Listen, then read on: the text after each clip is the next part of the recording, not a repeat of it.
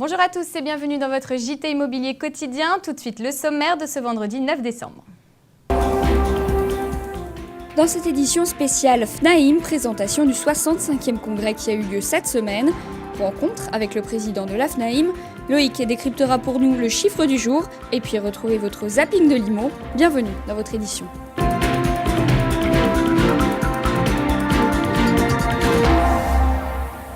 Aujourd'hui, c'est une édition spéciale consacrée au congrès de la FNAIM à Paris, 65e rendez-vous cette année pour tous les professionnels de l'immobilier. Une des équipes de TV Immo était sur place. Petit résumé de ce qui s'est passé durant cette journée et c'est avec Damien Fleurette. Nous sommes porte-maillot au Palais des Congrès, non pas pour assister au dernier ballet d'Igor Motzaïev, mais pour le 65e congrès de la FNAIM. Placé sous le signe de l'innovation, c'est le rassemblement des professionnels de l'immobilier. Une réunion qui promet d'être mouvementée à l'aube d'une année électorale où la politique des logements sera au cœur des débats. Le 65e congrès de la FNAIM réunit de nombreux exposants autour d'un même thème, l'innovation. Depuis 1946, ce syndicat offre la possibilité aux professionnels de l'immobilier de faire découvrir pendant 2 jours leurs produits. Stand d'affichage, design intranet, moteur de recherche, banque, site de vente et agence se retrouvent pour 2 raisons. Nous sommes présents ici parce que la FNAIM est un syndicat ami. Nous sommes l'ami de tous les syndicats, mais c'est vrai qu'avec la FNAIM, nous entretenons des relations particulièrement cordiales. Voilà, donc c'est dans cet objectif-là. C'est aussi pour nous faire connaître mieux par les adhérents de la FNAIM. Donc voilà, les deux objectifs, je pense, sont atteints.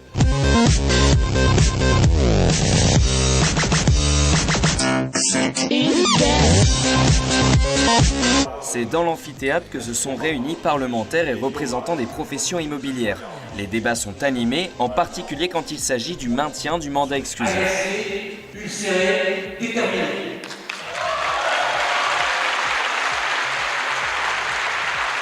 On est même pour un moratoire de 3 ans sur toute hausse des loyers. Pourquoi? Tout simplement parce que les loyers ont augmenté ces dernières années et qu'il n'y a pas de raison que les loyers augmentent plus que le prix de la vie sur le long terme. Le secrétaire d'État au logement, Benoît Apparu, a annoncé que le gouvernement allait revenir sur certaines dispositions du mandat exclusif des agents immobiliers. Nous souhaitons le maintien de la clause pénale dans le contrat exclusif. Pour nous, c'est plutôt une bonne annonce. Attendons que ce soit une bonne nouvelle définitive, lorsque cet amendement sera effectivement déposé et qu'il aura été adopté. Vous l'avez entendu, malgré des débats houleux, le bilan est plutôt positif. Dans un contexte de dépression économique, il semble que les professionnels de l'immobilier retrouvent peu à peu le moral.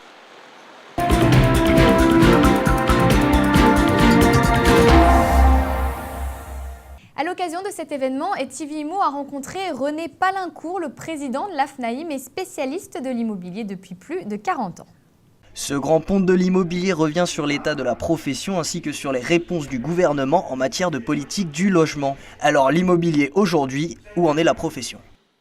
La profession se sent menacée. On a eu le 24 août l'annonce du premier plan de rigueur avec une réforme des plus-values immobilières. Le 4 novembre, je crois, une seconde annonce, le plan, la V2 du plan de rigueur par M. Fillon, suppression du prêt à taux zéro.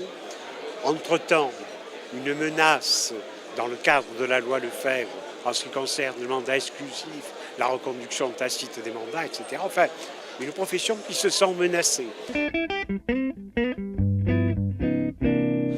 On a eu des réponses rassurantes de notre ministre en ce qui concerne, bien évidemment, sur le plan plus politique, juridique, sur le mandat exclusif, donc vraisemblablement une position différente du gouvernement par rapport à celle qui a été avancée à l'Assemblée nationale.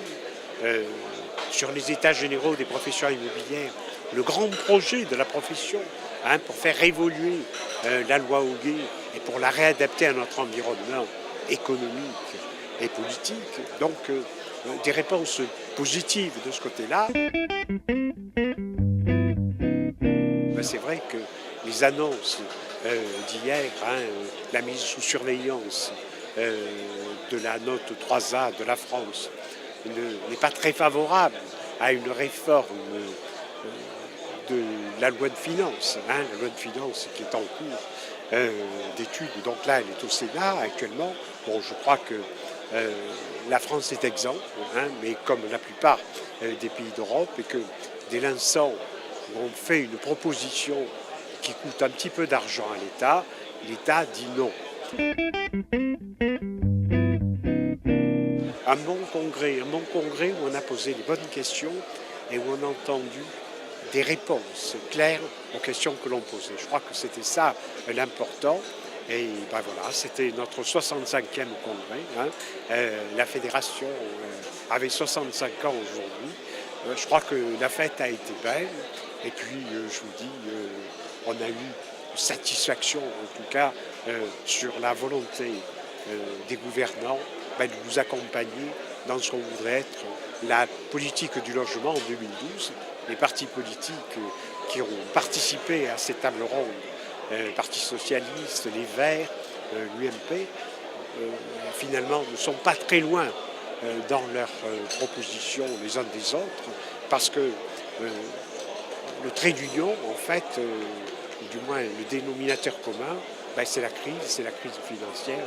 Et ça, je crois qu'elle impactera de toute façon la politique du logement en 2012.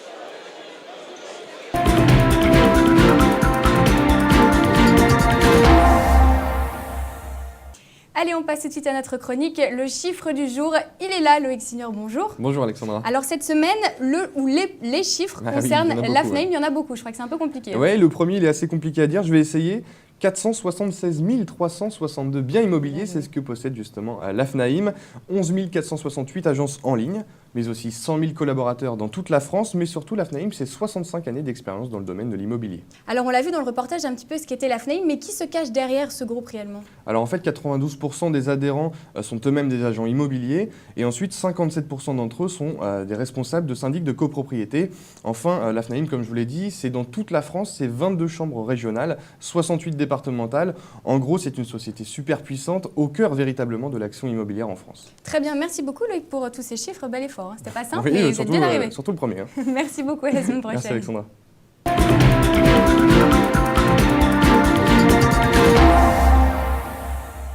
Avant de se quitter du zap, mais aussi de l'info, tout de suite, c'est l'heure de votre zap de l'IMO. Aujourd'hui, on est dans l'ordre de pas loin de 70 contrats de franchise cette année. C'est toujours lié aussi au marché, c'est une année qui est porteuse. L'immobilier reste des valeurs sûres, y compris en termes de profession. Donc tout va bien pour nous. Eh ben, la petite a déjà un truc dans la main. Oui, elle a voulu tester. Ah bah dites donc. Alors non seulement vous mettez un quart d'heure à arriver, mais c'est la petite qui porte. Je commence par quoi? Les choses positives, Chose positive, c'est la première, c'est ma pierre de sel. Hein. Oui, la chose positive, c'est ta pierre de sel. Moi, je parlais des choses positives pour la maison. Faut surtout pas mettre beaucoup de colle. Là, c'est de la céramique. Et là, c'est un filet en nylon pour tenir. Pour faciliter la pose. Vu que c'est en plaque, en 10 minutes, t'as fini, quoi. Donc là, si je reviens dans 5 minutes, c'est terminé. Il n'y avait ni système sanitaire, ni collecte des détritus. Si vous vouliez vous débarrasser de quelque chose, vous le jetiez tout simplement par la fenêtre. Même l'urine et les matières fécales. Les gens imaginaient que la peste, comme toutes les maladies contagieuses, était due aux mauvaises odeurs. C'est ma pierre de naissance. Comment ça, ta pierre de naissance? Et je suis du signe du Verseau. Ma pierre de naissance, c'est l'améthyste et elle est violette. Et c'est pour ça que j'aime autant le violet. Oui, t'es pas toute seule dans ta tête, toi. Voilà, c'est la fin de votre journal. N'oubliez pas que sur TV Imo, en cliquant sur l'onglet Annonces, vous aurez accès à toutes les offres de vente et de location de nos réseaux partenaires. Quant à nous, on se retrouve demain pour le best-of de la semaine. Restez connectés, à demain.